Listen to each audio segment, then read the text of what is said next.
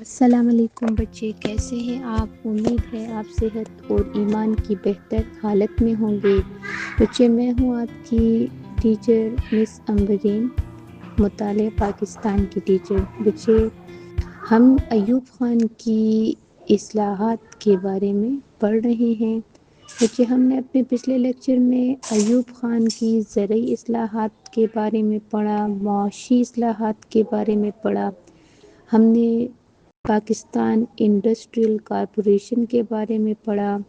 ہم نے ایوب خان کی معاشرتی اصلاحات کے بارے میں پڑھا۔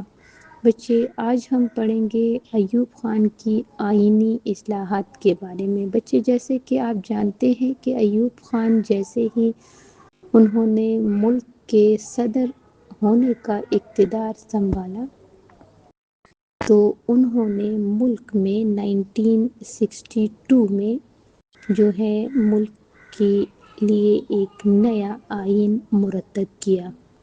بچے، صدر ایوب خان نے ملک کے لیے نیا آئین کیسے مرتب کیا؟ اگر اس کے پس منظر میں ہم تھوڑی سی بات کریں تو ایوب خان نے جسٹس شہاب الدین کی سربراہی میں ایک آئینی کمیشن تشکیل دیا۔ اس کمیشن نے ملک کے جو ماضی اور حال ہے اس کو مد نظر رکھ کر 1961 میں حکومت کو مختلف آئینی تجاویز پیش کی، جس کو ایوب خان نے خود ریجیکٹ کر دی، اس کمیشن کی تجاویز کو۔ اور جس کے بعد ایوب خان نے ایک اور آئینی کمیٹی تشکیل دی، جس کے مرتب کردہ آئین کو ایوب خان نے ایک حکم کے ذریعے 1 مارچ 1962 کو ملک میں نافذ کر دیا۔ بچے، یہاں پر میں آپ کو بتاتی چلوں کہ 4.25 سال کے عرصے کے بعد ملک کے لیے ایک دوسرا آئین جو ہے وہ ملک میں نافذ کیا گیا۔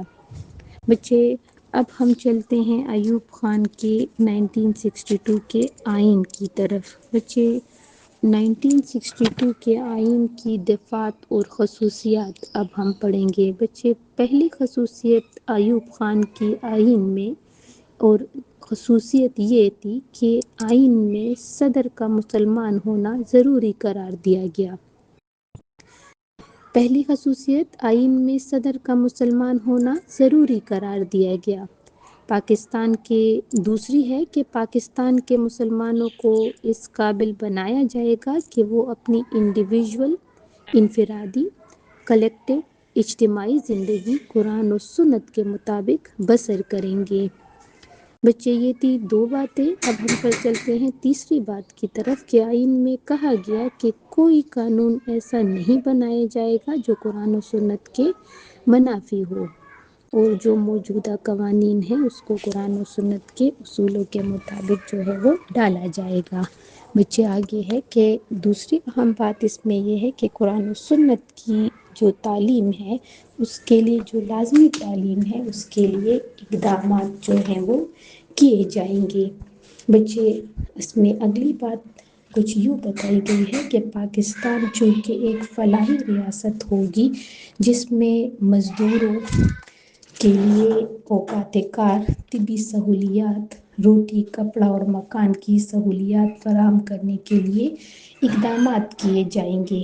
بچے، اس میں اگلی بات یہ کہی گئی کہ آئین میں زکوٰۃ، اوقاف اور مساجد کے لیے بہترین بندوبست کا انتظام کا وعدہ کیا جائے گا۔ آئین میں یہ وعدہ کیا گیا کہ سود، زنا، جوا، شراب سے پاک معاشرہ قائم کیا جائے گا۔ آئین میں کہا گیا کہ حکومت کو اسلامی ممالک کے ساتھ بہتر تعلقات کرنے کو کہا گیا۔ بچے، آئین میں پہلی دفعہ بنیادی حقوق کا آئین میں پہلے جو ہے وہ بنیادی حقوق کا ذکر نہیں کیا گیا تھا، لیکن بعد میں ایک ترمیم کے ذریعے آئین میں بنیادی حقوق کو بھی شامل کیا گیا۔ بچے، آئین کی روح سے ملک میں صدارتی نظام رائج کیا گیا اور صدر جو ہے وہ 5 سال کے لیے ہوگا۔ بچے، آئین میں پاکستان کو ایک وفاق قرار دیا گیا جو دونوں یعنی مشرقی اور مغربی صوبے جو ہیں اس پر مشتمل ہوگا۔ بچے آئین میں اردو اور بنگالی کو قومی زبان قرار دیا گیا، جبکہ انگریزی دفتری جو ہے وہ زبان قرار دی گئی، مطلب آفیشیل زبان قرار دی گئی۔ بچے 1962 کے آئین میں عدلیہ کی آزادی اور خود مختاری کی ضمانت دی گئی اور ملک کو ایک ایوانی قانون ساز ادارہ یعنی قومی اسمبلی قائم ہوا۔ اس کے ممبران کی تعداد 156 تھی، جو مشرقی اور مغربی پاکستان میں برابر تقسیم تھی۔ اس میں 6 نشستیں عورتوں کے لیے بھی مختص تھی۔ بچے آگے اس میں بتایا گیا ہے کہ صدر اور قومی اسمبلی کے ممبران کا انتخاب جو ہے وہ بی ڈی ممبران پر مشتمل انتخابی ادارہ کرے گا۔ بچے یہ تھے ہمارے 1962 کے آئین کے بنیادی دفعات یعنی خصوصیات۔ بچے اس میں پہلی خصوصیت ہم نے پڑھی کہ آئین میں صدر کا مسلمان ہونا ضروری قرار دیا گیا۔ بچے اس میں ہم نے دوسری بات پڑھی کہ پاکستان کے مسلمانوں کو اس قابل بنایا جائے گا کہ وہ اپنی انفرادی اور اجتماعی زندگی قرآن و سنت کے اصولوں کے مطابق بسر کریں گے۔ بچے ہم نے اس میں تیسری بات پڑھی، چوتھی بات، کہ آئین میں کہا گیا کہ کوئی قانون ایسا نہیں بنایا جائے گا جو قرآن و سنت کے منافی ہو، اور جو موجودہ قوانین ہیں اس کو قرآن و سنت کے اصولوں کے مطابق ڈالا جائے گا۔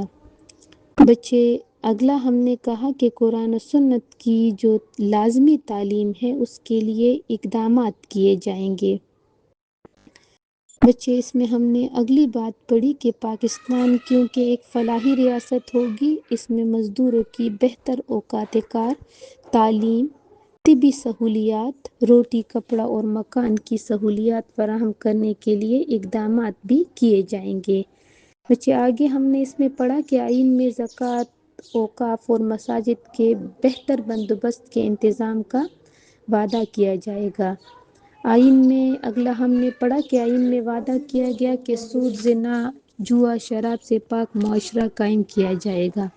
آئین میں حکومت کو اسلامی ممالک کے ساتھ بہتر تعلقات قائم کرنے کو کہا گیا۔ بچے اس میں اگلا ہم نے پڑھا کہ آئین میں پہلے بنیادی حقوق کا ذکر نہیں کیا گیا تھا، لیکن بعد میں ایک ترمیم کے ذریعے آئین میں بنیادی حقوق کو بھی شامل کیا گیا۔ بچے آگے ہم نے پڑھا کہ آئین کی روح سے ملک میں صدارتی نظام رائج کیا گیا اور صدر کے لیے 5 سال جو ہے وہ مقرر کیے گئے۔ بچے آگے ہم نے پڑھا کہ آئین میں پاکستان کو ایک وفاق قرار دیا گیا جو 2 صوبوں یعنی مشرقی اور مغربی پاکستان پر مشتمل ہوگا۔ بچے آگے ہم نے پڑھا کہ آئین میں اردو اور بنگالی کو قومی زبان قرار دیا گیا۔ آگے ہم نے پڑھا جبکہ انگریزی جو ہے وہ دفتری زبان قرار دی جائے گی۔ آگے ہم نے پڑھا کہ 1962 کے آئین میں عدلیہ کی آزادی اور خود مختاری کی ضمانت دی گئی اور ملک کو ایک ایوانی قانون ساز ادارہ یعنی قومی اسمبلی جو ہے وہ ملک میں قائم ہوگا اور اس کے ممبران کی تعداد 156 تھی، جو مشرقی اور مغربی پاکستان میں برابر تقسیم کی گئی، اور عورتوں کے لیے 6 نشستیں مختص کی گئی۔ بچے ہم نے آخر میں پڑھا کہ صدر اور قومی اسمبلی کے ممبران کا انتخاب بی ڈی ممبران پر مشتمل انتخابی ادارہ کرے گا۔ بچے یہ تھے ہمارے 1956 کا آئین، مطلب ایوب خان کی آئینی اصلاحات۔ بچے امید ہے آپ کو ایوب خان کی آئینی اصلاحات یعنی ایوب خان کا دوسرا مرتب کردہ آئین، جس کو ہم کہتے ہیں ایوب خان کا صدارتی آئین، ملک پاکستان کا جو دوسرا آئین تھا 1962 کا آئین، اصل میں اس کو پاکستان میں صدارتی آئین بھی کہا جاتا ہے، پریزیڈنشل آئین بھی کہا جاتا ہے۔ بچے یہ تھا پاکستان کا دوسرا آئین، 1962 کا آئین ایوب خان کا بنایا ہوا قانون تھا۔ بچے امید ہے آپ کو 1962 کا آئین جو ہے وہ سمجھ میں آ گیا ہوگا۔ اگر اس میں کوئی بھی ایسا پوائنٹ جو آپ کو سمجھ نہ آیا ہو ایوب خان کے بارے میں، اگر کوئی بھی آپ کو کوئی مسئلہ ہو آئین کے بارے میں کوئی مسئلہ ہو، اس میں سمجھائے ہوئے پوائنٹ کے بارے میں آپ کو کوئی مسئلہ ہو تو بچے آپ مجھ سے اس کے بارے میں پوچھ سکتے ہیں کویسچن جب آپ کا آن لائن کلاس ہوگا۔ آن لائن کلاس میں آپ اس سے متعلق کوئی بھی کویسچن پوچھ سکتے ہیں بچے۔ اب امید ہے آپ کو یہ لیکچر سمجھ میں آ گیا ہوگا بچے، اور کوئی بھی مسئلہ ہو تو آپ آن لائن کلاس میں اس کے بارے میں مجھ سے کویسچن پوچھ سکتے ہیں۔ اور بچے اللہ حافظ، خدا حافظ۔